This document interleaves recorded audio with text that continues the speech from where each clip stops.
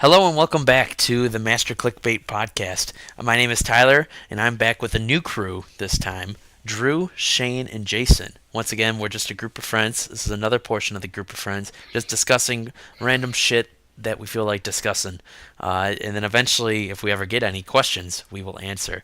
And so, our first topic today that was brought up earlier when discussing was video game writing, and more specific, writing in all forms of media. Why do you guys think that video game writing always suffers from, I should say, bad writing, or some of the worst writers or rejects from movie and TV shows always go to video games?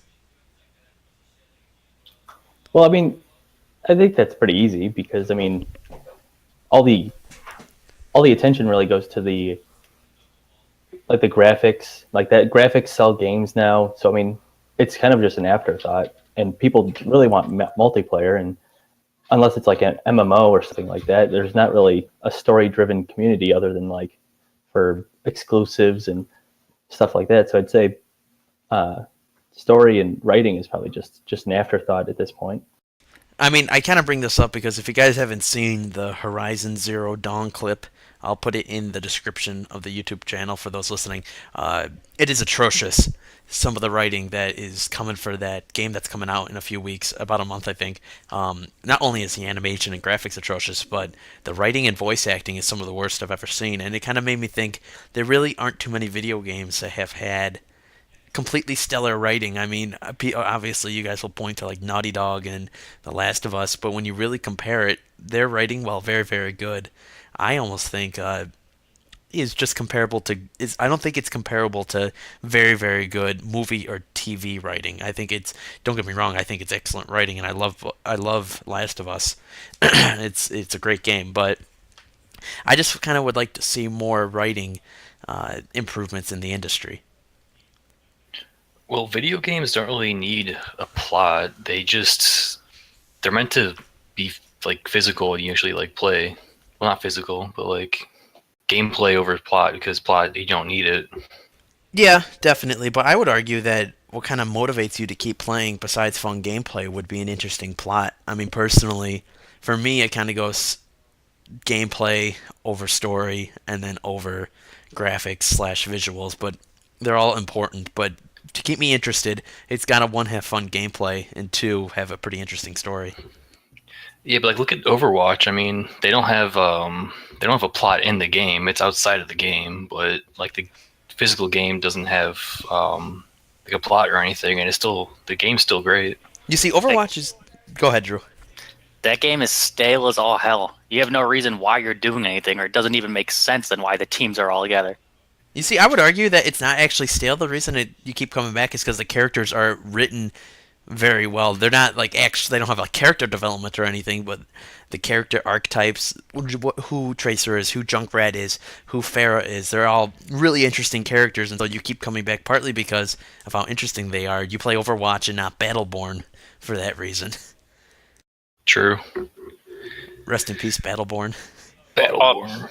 And also got hyped so much, and it's Blizzard hyping it. They know how to hype everything. Yeah, and it's very smooth gameplay, but I mean, when it comes to terrible stories, I know Drew can attest to this. Maybe it was because of fatigue too, but the newest Fire Emblem for Fire Emblem Conquest, that story was one of the worst stories I've ever seen in a video game. Oh god, yeah, let's not kill all our enemies, even though they're killing us. But Basically, was the gameplay good though? gameplay yeah. was awesome. Uh, So The then one the plot's conquest irrelevant then.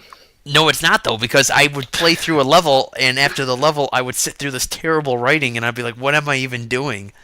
And you go to the next level, you beat the level, and you got to sit through more terrible writing, and you just kind of lose motive. At least personally, I just kind of lost motivation to playing. Partly because I just finished the first campaign, which was about 30 hours, 25 hours, and then I'm playing another 25-hour campaign right on top of that. It's kind of a lot of Fire Emblem, and you get kind of burnt out. But I don't know. It got so retarded that I was just like, I don't even want to continue this story anymore, no matter how fun it is. Well, I think it really just comes down to like it's gameplay over story. So it's a game, so it's got to have like you got to have fun when you're doing it. And the story is always like it's something that will grip you, yes, and keep you playing. But I mean, there's a whole there's a whole wave of people who will buy a game and never even play the story. You know, they'll only play the multiplayer. They'll only play like like co-op that's Well, not yeah. even story based. So I mean, it's a whole it's a rise of people playing like that. Well, I It's, think. Go ahead, Drew. it's the casual shooters who play Call of Duty all day. Well, They there's just some. play for multiplayer, and the story is just eh. It's just U.S. versus bad guys, Russians or terrorists. Well, that also kind of contributes to some of the. How should I put it? Some campaigns getting less and less attention because most people don't even touch the campaign and just go straight to multiplayer, which is fine. You don't have to. Some people, I know my roommate doesn't like playing single player campaigns at all, but I think we keep saying gameplay over story, but the more I think about it, what truly can separate a game from other games is yes, gameplay can be very good, but if the game also has a really cool story to it, I think that truly will separate it from other types. So what comes to mind is Metal Gear Solid 1 is how I absolutely loved that game when I just played it for the first time 2 months ago. And what really set it apart was one, the gameplay was awesome, but it also wasn't like a really cool stealth game. It was a freaking really interesting story, really interesting characters, and really interesting writing that made it more than just a stealth game, made it more than just a bunch of missions that you just kind of went through. Because without that kind of story, without that right type of writing, what's literally stopping you from going from like World 1 to World 2 to World 3 to World 4 and just mission by mission? And it's almost the motivation behind it, and seeing how the characters develop and react to the story is a huge part of video games and Well, any yeah, kind of like media. the stakes they keep rising, and you want to know what's going to happen. When am I going to see? When am I going to meet Rex? When am I gonna come in contact with like whoever this liquid is? Who you want to know who, you want to know why, and like that's the reason why you're there. Like the whole sneaking part, like that's all. That's the after fact. The gameplay is the after fact, but it's still such a high quality that it's right up there with it.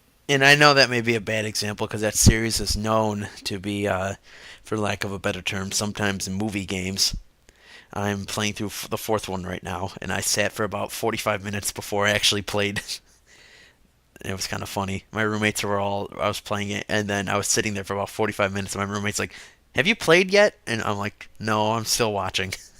But were you upset about that? I know I wasn't. I was interested to hear what Otacon and Old Snake were talking to each other about, but that's also because I was more involved with the characters. But that brings me back to my first question: is do you think we would ever reach a point where video game writing reaches movie writing and TV show writing? Um, Mostly because those who can't do TV shows and movies, they get like either rejected or aren't good enough for it, just kind of go to video games.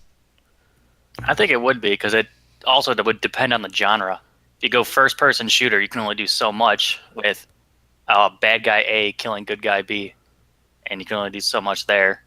But then when you get to like RPGs where you can explore a full fleshed out world and have thousands of characters or hundreds of characters, all have different stories going on and what they're doing, why they're doing, and how they're doing. So I guess it would all come down to genre. Yeah, genre definitely. I would argue though genre doesn't matter because I haven't played it, but I've heard Titanfall 2's campaign has been insane, and especially for a shooter, I really need to play that. But I think part of it is the problem of when you direct a movie, when you direct a TV show, the viewer only sees what you let them see.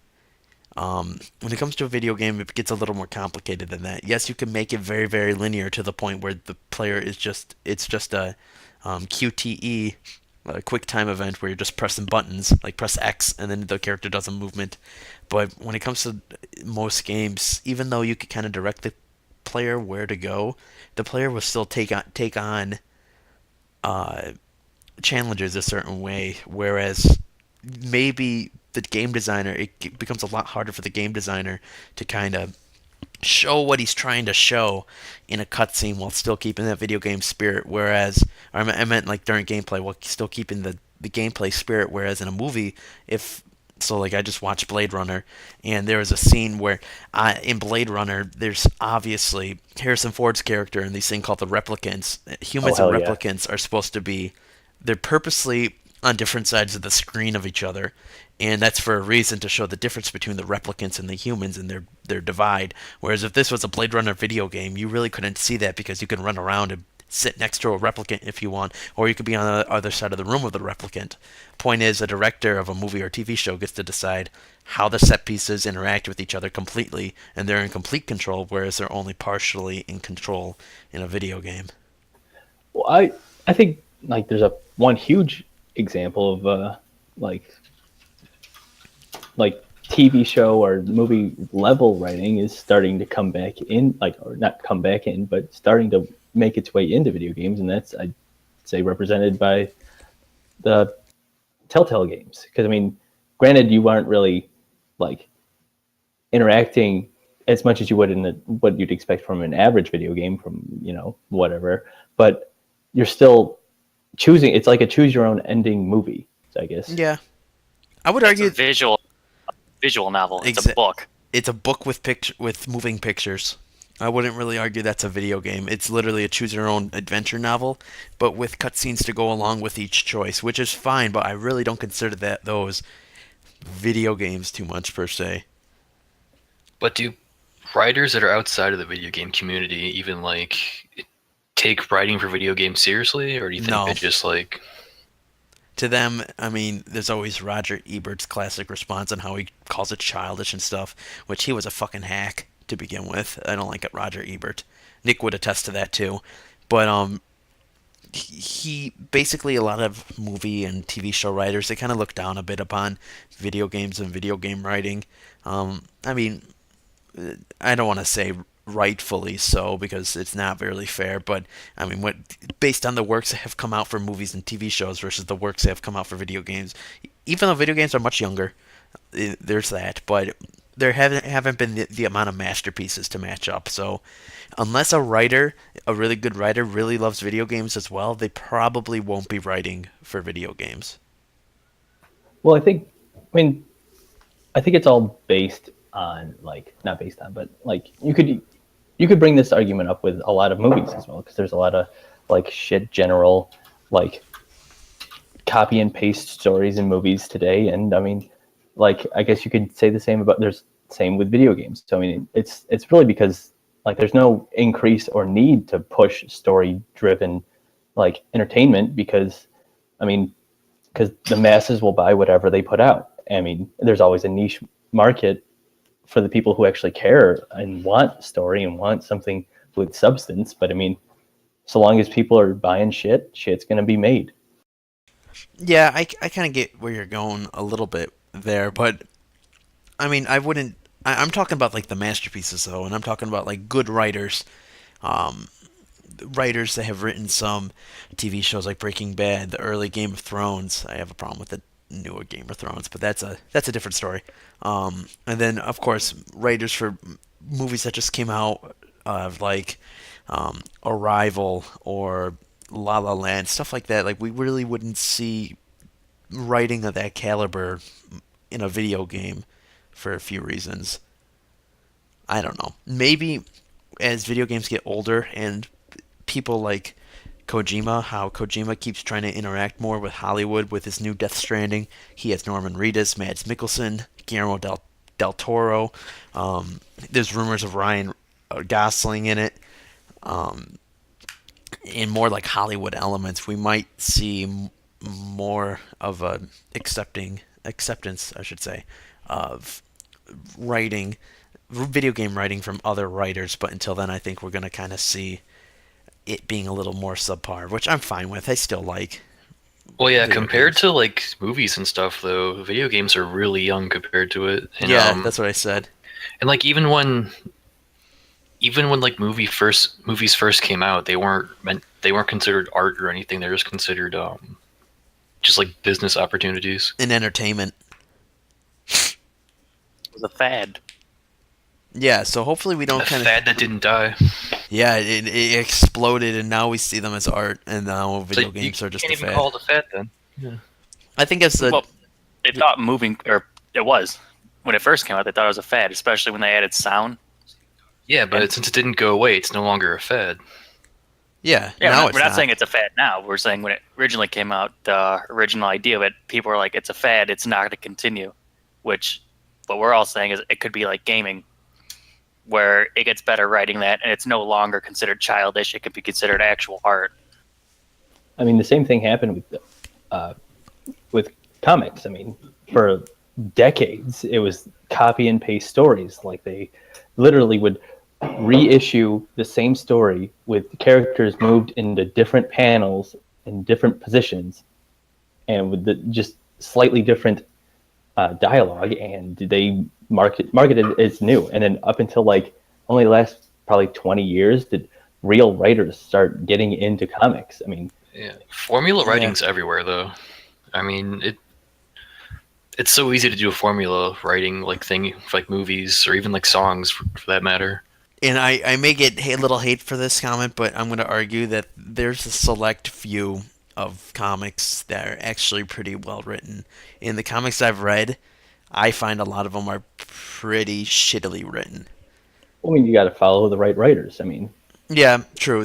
I would say there's only a select few writers. There's some writing I read in comic books, especially a lot of some of the Marvel ones. I read them and I'm just like, this isn't that good of writing.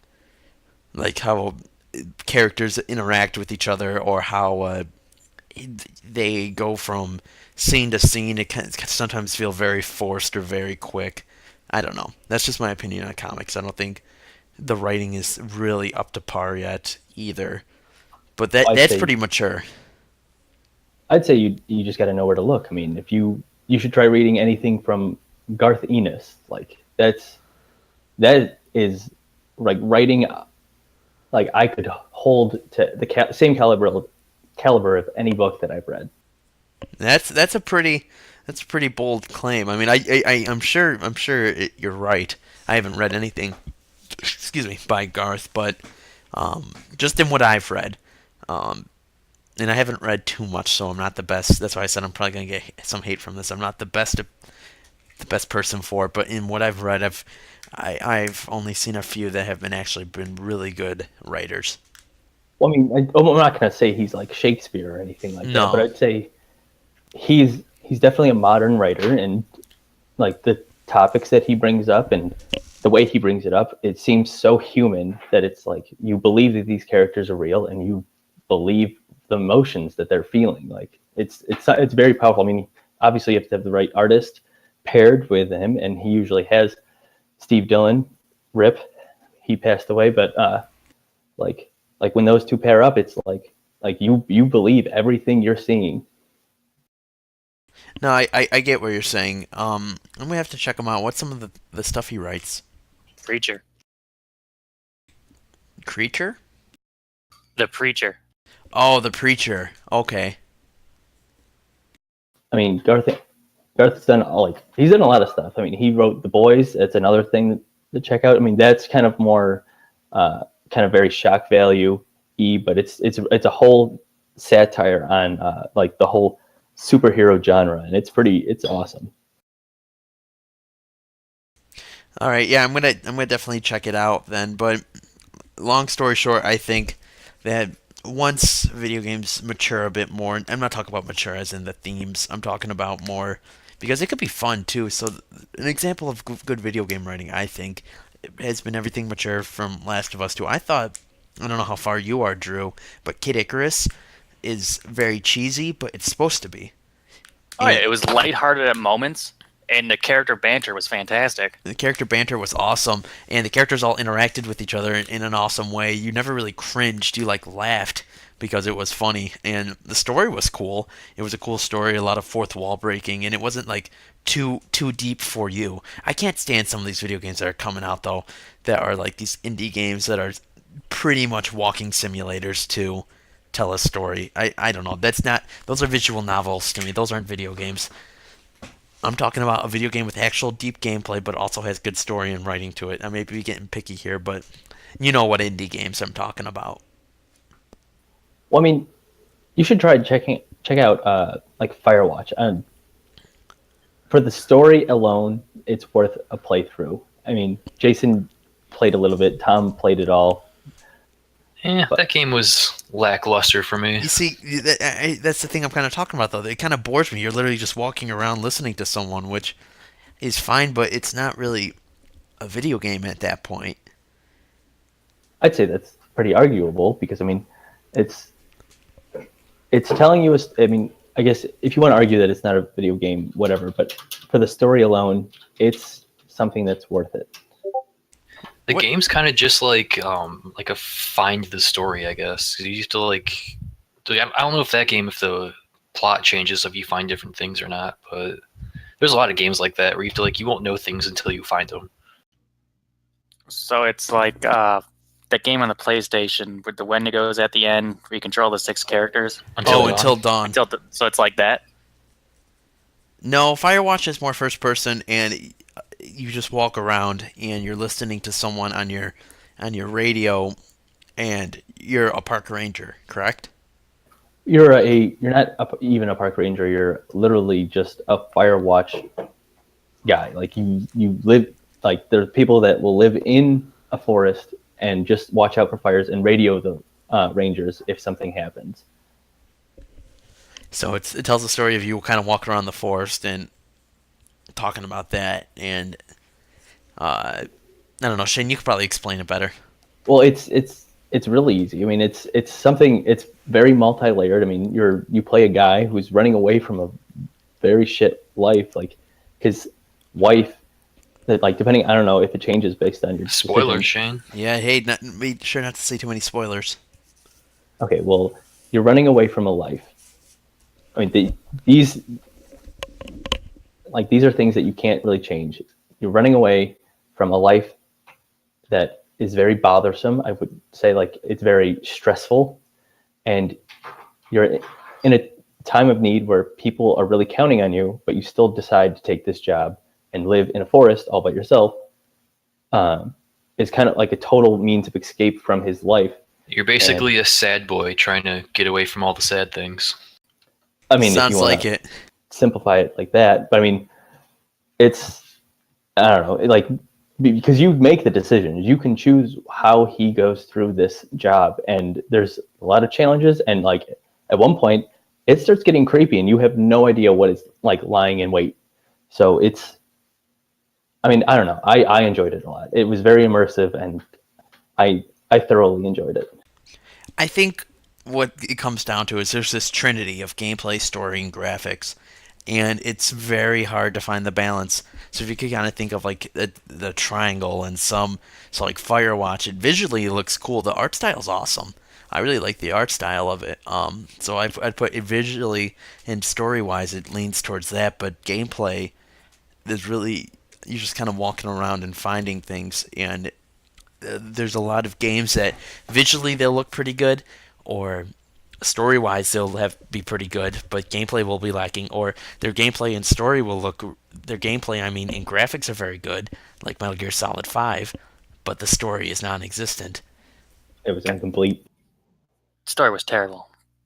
Completely incomplete, I've heard, but I haven't gotten to that one yet, so no You're spoiler. not missing anything. I've heard I'm not missing anything. People did say it was fun though, so I kind of want to try it just because it's fun. Oh, the gameplay was fantastic. It's just you do the first half of the game, then you reach a point where you got to redo all the missions with no gear now.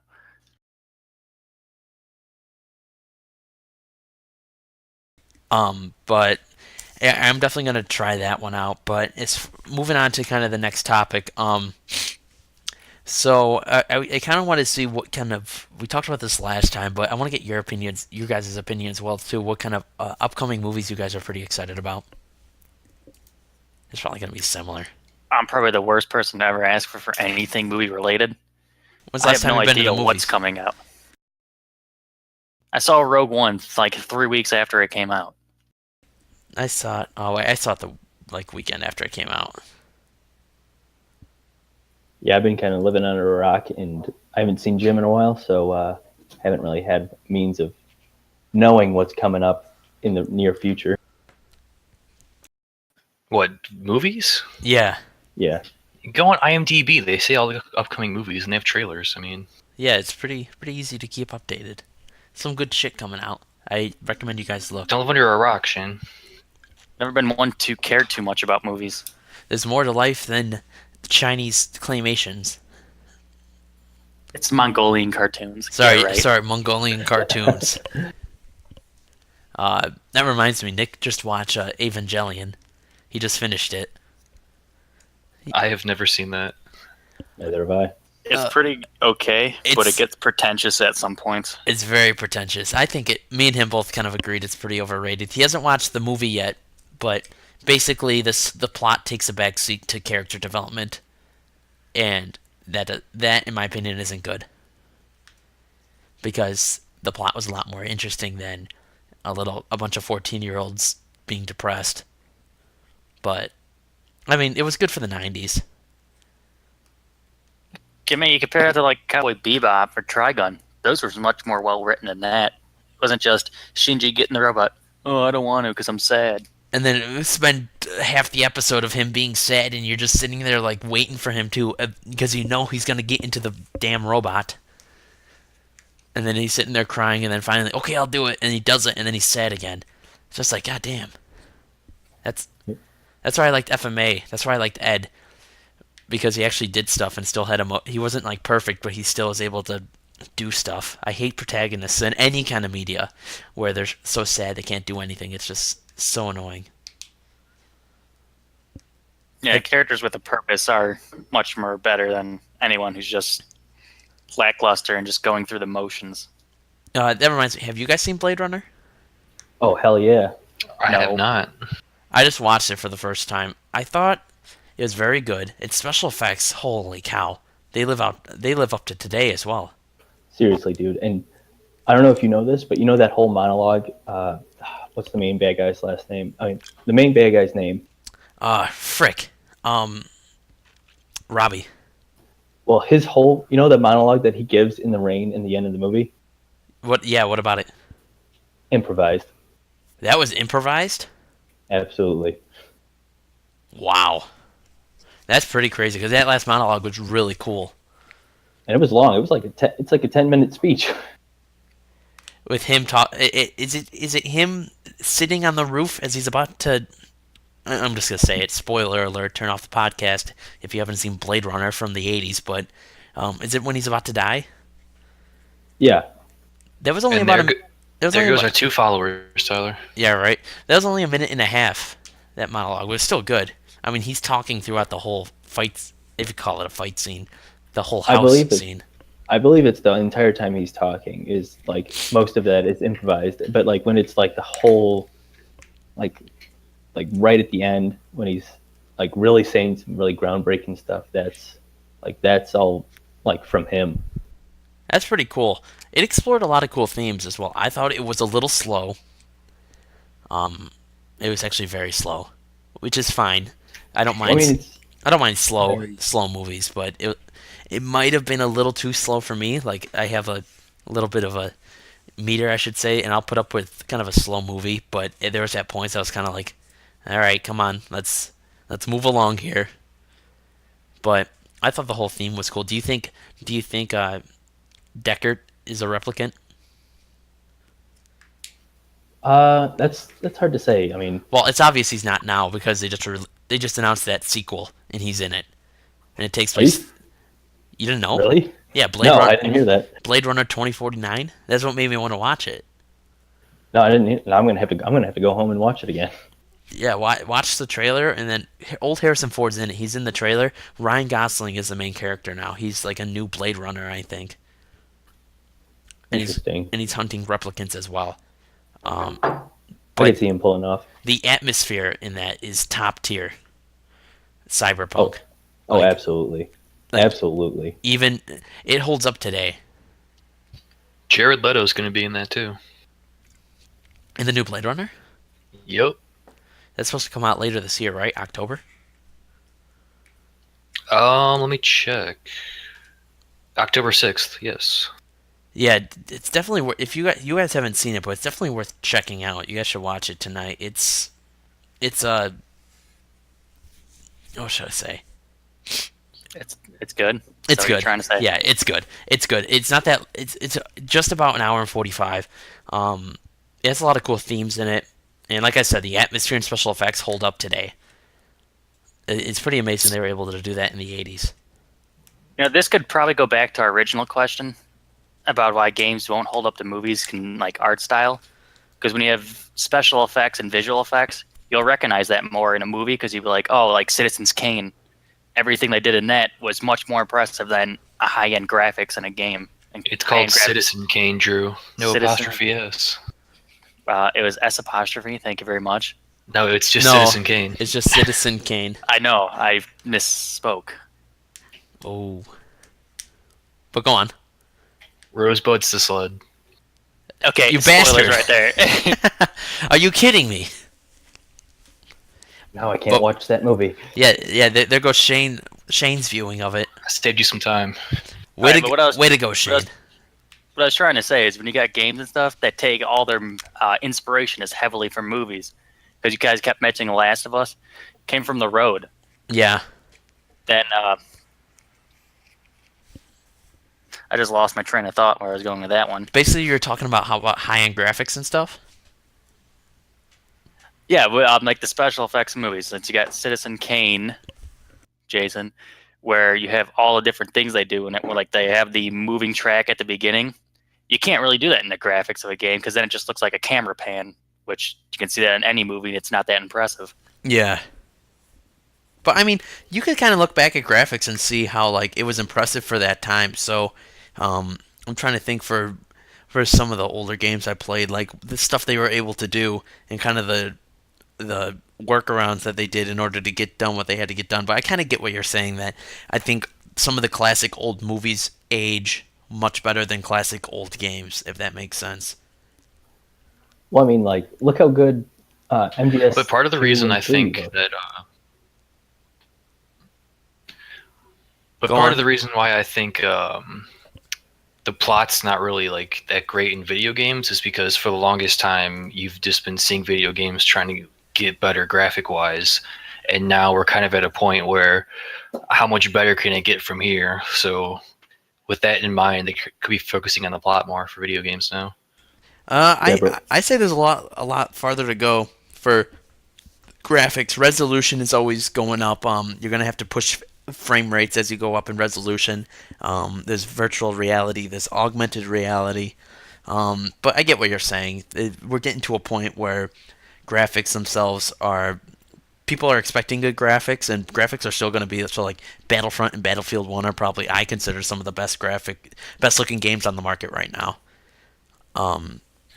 And also, we kind of backtracked for video games too, because now you could find great games that where the graphics aren't that great on purpose, but the story and the gameplay is really well done. True. I almost think a lot of stories in video games kind of took. I'm trying to think of recent stories that came out that were really good, but I kind of feel mostly older video games had some of the better stories because they couldn't rely on graphics. Yeah, like a lot of old RPGs, like Chrono Trigger. This story was by no means terrible, and it's probably one of the better RPGs out there. Oh, I like Chrono Triggers. I also think I was going to point this out too. Voice acting has a huge part. Everyone's voice acting, and that's a whole nother layer. Oh yeah, because then you got Fallout 4, where the voice acting wasn't necessarily bad. It's just that all the dialogue in it was pretty bad. Yeah, so you can have good writing, but if your voice actor is atrocious, then it could just destroy your good writing that you had. Whereas a lot of those older, especially JRPGs, they didn't have any voices, and so they could simply just have good writing, and that's all they needed. Remember when Avatar came out and everyone was just like, "Oh, since it was mainly voice acting, everyone was saying how you could like incorporate more voice actors into movies because of that, and hasn't changed at all because of that movie." Dude, have you seen Avatar recently? No, I haven't. It looks awful. Awesome. Dude, Really? yeah, it looks terrible. Like, for its Yeah. time, it looked really good, but, like, it just goes to show how far CGI has gone. But, like, even that far ago, like, what, it come out 2007, 2008, 2009, I think. 2009? It I already think so. it already looks terrible. It looks like you're watching the Clone Wars cartoon. That movie, like, the most forgettable plot of any movie that It's I've ever Pocahontas seen. in space. I never understood the hype of it. Can you guys name one character from that movie? Jake Sully. Can you name two characters from that movie? Chieftain, and then Chieftain's daughter. Yeah, there's that. I think her name was like Scarface. Tavi or something. Say Scarface is in that movie? Yeah, the general guy. Is that Scarface? No, Dude. just has scars on his face. Al Pacino's in that movie, man. I was gonna say, is Al Pacino? Al Pacino's not in that movie. No, he's not. I was fucking around. I think that also goes to show, when it comes to movies, how shitty CGI is and how I don't get why people depend on CGI so much, especially with these big budget places. With lower budget, okay, I get it. You can't build these sets. You can't build all this stuff. You may have to CGI it. But when it comes to big budget, I hate when they resort to CGI because it ages so fast and so terribly. Well, I think Practical effects are way better. Oh, practical effects all the way. Ooh, they're starting up Hellboy 3 too. It's pretty can be pretty sweet. Wait, really? Yep. I think what's the director of that movie? Guillermo del Toro. Yeah, I think he started talking to Ron Perlman about it. Oh, baby. But going back, Slider, I mean, thinking about like aging CG, I mean, some movies like they still hold up. I mean, think about some of the scenes in Jurassic Park when they had to use CG. Like that still looks good. I watched that the other week, and I mean, it still holds up, and I was so impressed. Part of the reason for that, though, is that you use so little CG that it gets kind of the border. They use very good CG. Don't get me wrong, but part of the reason is a lot of it was real. It wasn't just like they built those dinosaurs, and of course, for some parts they had to use CGI. But a lot of times it was an actual dinosaur that was in front of the actors, and it was scary as shit looking at them. That's why Jurassic Park looks so good today, even though it was made in '91, which is insane considering that was what 25 years ago, 26 years ago. It uses mostly practical effects. I mean, look at Blade Runner. Blade Runner has tons of practical effects, and the CGI it does use, it looks amazing because it's mixed in with a bunch of practical effects. Yeah, and then you think about the Star Wars prequels, and you're just like, man, Jesus. Oh God. Dude, not even the prequels. Think about those stupid monsters that were in the Disney Wars, Disney Star Wars, on Han Solo's ship. yeah, that's true. Those tentacle monsters, even when I first saw them, like, these look shitty as hell. Yeah, seriously. And then you had the Star Destroyer at the end of Rogue One. That wasn't CG, and that looks so much better than almost all the things in the prequels. Yeah, it looked. An actual model. It was an actual miniature, which it looks so good, and I don't know, maybe I'm just being an 80s boo, an 80s weeaboo, but a lot of stuff when using practical effects, you can go back to the movie, no matter how many years later, and of course it'll look kind of cheesy. You could go back and watch A New Hope, unremastered. Don't even get me started on the remasters. Let me just edit out these scenes and change them. Let me just put in a giant dinosaur that walks in front of the screen. Farts and then leaves. Yeah. Oh my gosh. I thought that was a good scene. Jason. I'm sure you did. You would. Yeah. Don't defend George right now. I'll defend him Sorry, on a you few guys things. can't see art when it's in your face. It's like poetry. It That's rhymes. Neckbeard Walker, Tyler. Have you guys ever seen the behind the scenes of when they made the Phantom Menace? You could see kind of them like going through the storyboards and stuff, and then it shows the first screening, and it's George Lucas and all the producers and everyone who worked on the movie. Not everyone, but the higher ups that worked on the movie, all sitting and watching the first screening of the movie, and they watch the movie, and it just shows everyone reaction after, and everyone's just kind of like, "What have we done?" And then everyone's just sitting there in silence, and George just goes, "I may have gone a bit too far in some places." Oh my god. We're like, "You think, George?" And then the next part of the documentary is him just trying to salvage it because they can't cut out anything because they're like, "Well, we can't cut this because that leads to this," and they're like, "Okay." And then George is just like, "You know what? It's actually really good if you think about it this way. Basically, it's so bad it's good." He writes in his own reason why it's good. Yeah, pretty much. My thing is, though, if he saw how bad Phantom Menace was, why did he continue the mistakes with the next two? Because then he started sucking his own dick harder. Yeah, he was surrounded by yes men who couldn't tell him, "No, George, that's a terrible idea." Absolutely. I He mean, still made think money about though. Yeah, think he about did. why Empire Strikes Back it was so good. He had the least creative control during that movie. They literally said Yep. like no, and that's the best one. Yeah, a lot of the best moments of the trilogy is pretty much not attributed to George Lucas. Poor George. I do miss his Don't world. poor George. I do miss his world building though. Oh yeah, fantastic world building and music in the prequels. Yeah, but that's more John Williams. But the world building in the prequels is much better than what we've seen in the sequels so far. Yep.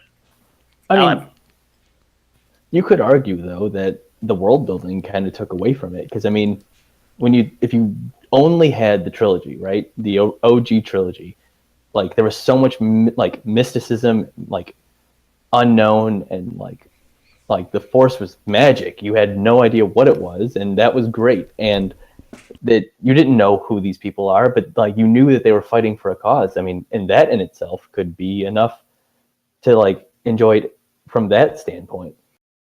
Well, yeah, and then they introduced the midichlorians, and that's the famous thing to hate on the prequels. But as far as when it comes to like the Republic and the Separatists and all the different worlds that they go to, and all the Jedi and all the different aliens, they're all cool designs.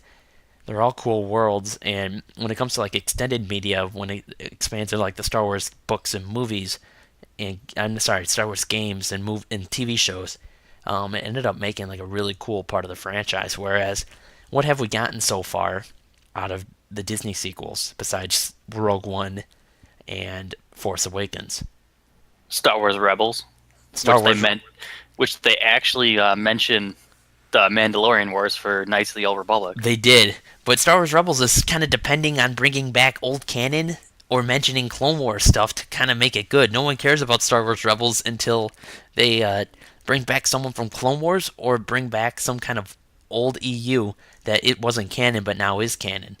Yeah, they say something like, "Hey, Revan might be potentially relevant." So everyone's like, "Wait, Revan's here? Let's go check this out." Everyone goes watch Rebels and it's just like, oh, it's just Space Aladdin. Wait, what? Oh, don't even get me started on Rebels. I watched the one thing against the Inquisitors and the Master Inquisitor. I have no idea Wait, what his name is. is that the helicopter? pilot. Is that the where they helicopter away? Yeah, and then for some reason Darth Maul was there, which I thought he was irrelevant after Clone Wars. I'll post a link to that in the description afterward. But holy shit, I forgot about those helicopter inquisitors. It is pretty dumb. But I will say this: I did watch the Ahsoka spoilers, the Ahsoka versus Vader fight, and I thought that was pretty good. Is it pretty good? Yeah, they start fighting, and then she hits like the tip of his helmet, so she sees his eye, and she just like, Anakin, and he just says Ahsoka, and they have some banter talk, and then he said, "You should join me" or some crap like that, and she's like, "No," and he's like, "Well, then you'll die here," and then it just cuts to black. Is she dead? Is she killed? I don't know. I haven't continued watching. I think that was Assumingly. a month or so ago. I don't know. I've tried to watch it before. It was a little too kiddie. After coming, so Clone Wars started off a little kiddie, and then it matured as it got more into the series, especially near the end. It got pretty philosophical, but Rebels, it started off kiddie again, and I'm like, okay, we're kind of going from Clone Wars back to this. I kind of don't want to see this again. Plus, I don't like any of the protagonists. And then you got Clone Wars, where you have them when they're in space Vietnam, and their second part at Geonosis, where there's like the 20 Geonosians in that cave, and the 3 flamethrower guys come in there and literally set them on fire, and then the Geonosians are running while on fire, burning, crawling to escape, and then more clones come up behind them, executing the ones that are still alive. Yeah, That's not kiddie at all. It gets pretty metal, for lack of a better term. It gets pretty metal. All right, I have a question. Yeah. Jason, you Yeah, might not. Star Wars is pretty cool. Jason, you're going to hate me a little bit more, but how would you guys feel about them making a KOTOR movie? I don't know. I don't know how they would do it, because they'd You're gonna have to be like, which canon route are we going to go with? Revan, or who are they going to follow? Bastilla? Well, They might be able to do it. They would have to keep the quips to a minimum. Yeah. Maybe I could see. I think I would like it. I think they could do it if they hired the right people for it. I want to see The Last Jedi, how this turns out. This is kind of my last chance. Not last chance, of course. I want to see fucking anything that Star Wars comes out. Let's be real here. Yeah. There's too many Star Wars coming out. That's what I'm afraid of too. I'm afraid they're gonna start milking the series too hard. Yearly Star Wars movies is too much. But They're making it into Degrassi, where there's like 13 different versions. Oh my god. Star Wars Degrassi. But Now I'd watch that. if they made it so where it started off like you're following this Jedi through the Old Republic, it gave a little bit of exposition where it's talking about the Old Republic, what it is, how far, and of course they'll make creative Rolling changes. credits, dude. Yeah, the rolling credits, and then of course it just starts off with this Jedi that wakes up and then just kind of slowly rediscovers his powers with the help of Bastila and stuff. It's gonna be hard to fit all that into one movie. Of course, they'd have to skip a lot of the middle part of right after learning his powers. Just that it's like a 40-hour game that they're going to cram into a 3-hour movie. Yeah, more like 2 hour.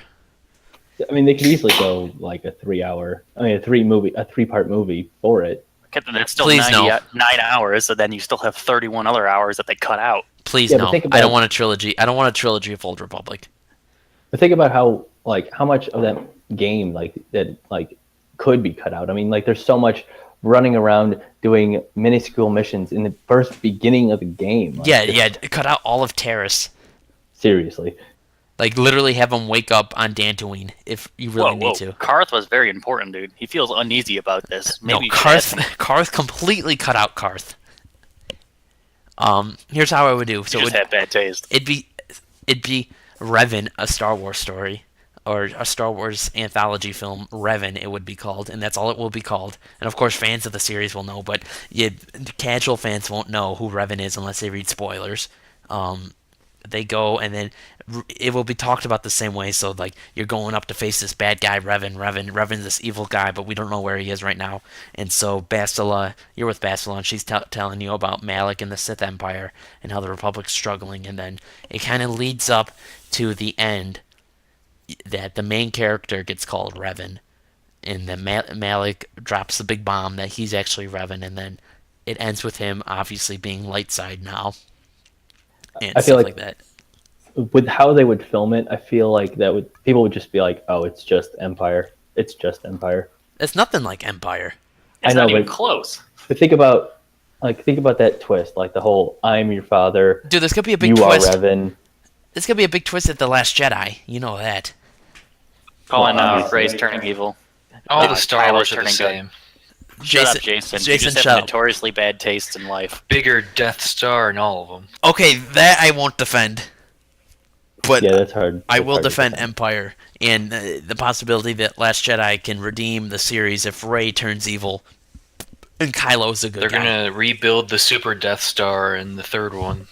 You know what might actually be interesting though? I mean, because you know how, like the kids who did the math and said that destroying the Death Star 2 would have crippled the economy.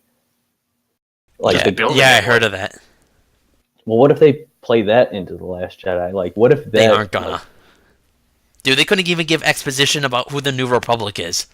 Yeah, like how they got formed and when and how the where. First Order was able to build this giant ass super weapon in the middle of, like, right under the nose of the New Republic. In 30 years. In And then 30 you had, like, years. that 40-year gap between the Clone Wars and the original series where they just made the Death Star. Yeah, How do they make something that's and that 100 was times that was size? the Galactic Empire, not a wannabe empire. Okay, I mean, I guess you could kind of defend the whole, like, how they built it in such a quick time. Because, I mean, every Star Destroyer was created by hollowing out a mining planet, and then they ship it off. Like, that's how they made them. So, I mean, hollowing out a planet and turning it into a big gun isn't much of a jump, you know? I mean, hollowing out a planet to make a ship or hollowing out it to make a giant gun, not really stretching it too much. I They mean, didn't exactly hollow out a planet. They just took resources from hundreds of other planets to a shipyard that was the size of a planet in space. Well, even still. the whole thing kind of pisses me off. Like, it takes, I don't know. You can't even like. Okay, at least for with the other things. So you have the Star Destroyers like hollowing out a planet, and we're not going to talk about how scientific Star Wars is because it's not even close to scientific because they have gravity on the Millennium Falcon. But that's considering like putting that aside. Like the Death Star, at least it was like it was a floating ball of death, obviously, but it was like the size of a small moon. It was a space station, and like in the Star Wars universe, it kind of seemed realistic. But this just seems so far fetched even for the Star Wars universe. My planet that shoots a giant Laser that can home in to all the Republic planets that are within a solar system of each other. If that, they look like moons of each other, and that would completely destroy all of the Republic. Not just that, it's a giant like plasma round that splits into smaller plasma rounds in the middle of its firing for no reason. And it moves faster than the speed of light because it was able to travel across the galaxy in about 10 seconds. Yeah, and everyone saw it. And everyone saw it. Before God damn it! That speed. Fucking J.J. Abrams. It was a love letter to Star Wars, but I mean, that's no excuse. I mean, yeah, I guess because I mean, it is supposed to be the next chapter. So you're right. It is. There is no excuse. But I mean, I feel they like could have at least come up with new ships, keep all the storyline, but it would literally X-wings versus TIE fighters. And I talked about this a bit last podcast, so I don't want to spend too much time on it. But X-wings versus TIE fighters, really? Yeah, the big thing too. I mean, this is. I mean, the Rebels won, right? You know, like the Empire, it collapsed. Like all the salvage stuff. It invalidated everything that the Rebels and Heroes did in the original trilogy. By building that Starkiller base, it pretty much destroyed.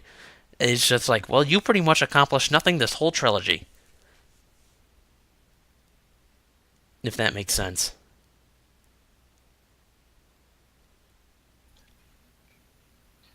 I mean, yeah, you're right. They could have gone so much better with an expanded Star Wars thing. They could have let off to use Vong. The Vong are probably the most interesting thing about the EU.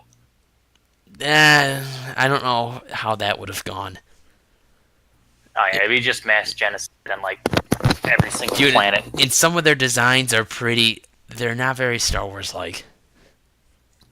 Humanoid flood is pretty much what they look like. Yeah, I don't know how happy. I don't think I would not have gone with the, however you say, the Yods and Vong or whatever, that those EU. If you guys don't know who they are, they're basically like this alien race that comes from outside the Star Wars galaxy and pretty much just kills almost everyone in the galaxy. Like trillions of people die from this. 365 trillion. And so what happens is they eventually get in this standby, but like they're like designed like an alien race to be the Flood from Halo. Yeah, it's pretty much just a humanoid form of that, except for like a grave mine that has the intelligence. They have like their own hierarchy. They have their own like system of who's in charge, like what sect is and does what. Yeah. Each person has like their own like intelligence. But anyway, that kind of brings us actually to almost an hour, so I think this is a good time to kind of wrap up here. Once again, thanks for everyone for joining us. We kind of had a little bit of the same talk we had last time, but different opinions. Hopefully we could get, we will rotate kind of who comes in and who comes out. There's about 8 of us that want to do this. So now, as we leave, I am leaving it up to Jason to continually name movies he has seen as I fade out.